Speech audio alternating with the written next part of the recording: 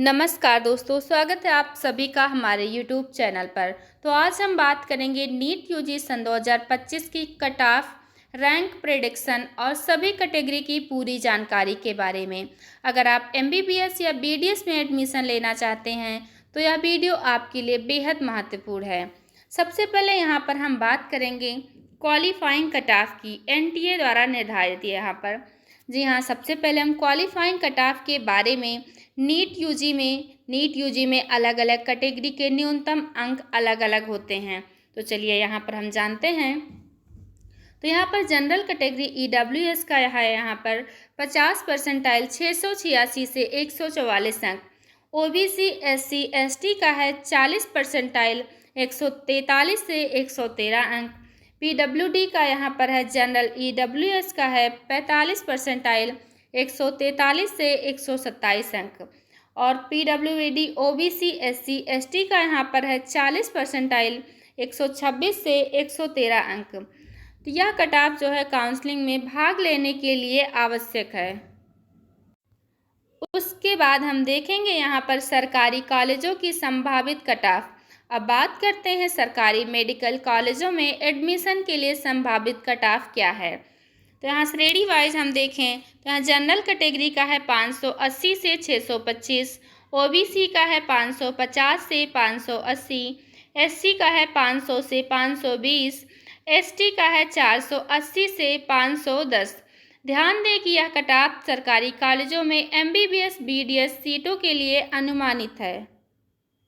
अब उसके बाद यहाँ पर हम देखेंगे प्राइवेट और डीम्ड यूनिवर्सिटी के लिए कट ऑफ कुछ कम हो सकते हैं। श्रेणी और अंक रेंज यहाँ पर देखेंगे तो जनरल कैटेगरी का है 500 से 600 और OBC का है 480 से 550, SC ST का है 450 से 500। प्राइवेट कॉलेजों में कट ऑफ कम होने की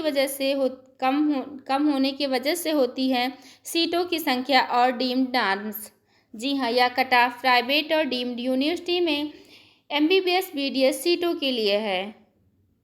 अब यहाँ पर हम देखेंगे नीट यूजी में अपने अंकों के आधार पर आप अनुमानित रैंक जान सकते हैं। अंक रेंज और अनुमानित रैंक।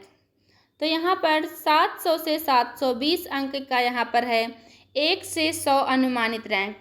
उसके बाद यहाँ पर है 650 से 700, 100 से 500 अनुमानित रेंज।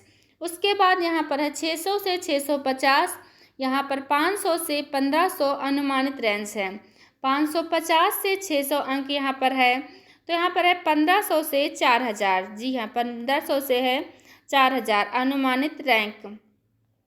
फिर है 500 से 550 अंक वाले का 4000 से 8000 अनुमानित रेंज। 450 से 500 तक 8000 से 15000।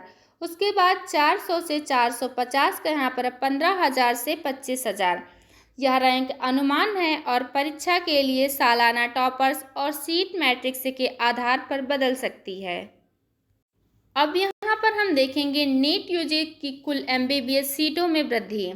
तो राष्ट्रीय चिकित्सा आयोग NMC ने नीट यूजी सन 2025 के लिए MBBS सीटों की संख्या में 9075 की वृद्धि की है, जिससे कुल सीटों की संख्या 1,26,600 हो गई है। यह वृद्धि काउंसलिंग प्रक्रिया और राज्यवार प्रवेश रुझानों को प्रभावित कर सकती है। अब उसके बाद यहाँ पर हम देखेंगे काउंसलिंग प्रोसेस। नीट यूजी सन 2025 की काउंसलिंग इस तरह होती है। Qualifying cut off.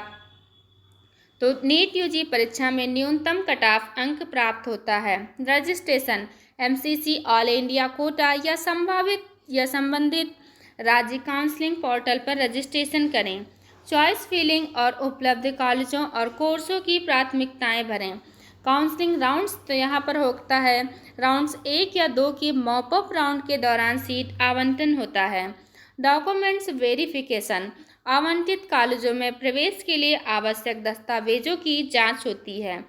फिर नोट यहाँ पर है तो काउंसलिंग प्रक्रिया के दौरान कट ऑफ अंक और रैंक में परिवर्तन हो सकता है।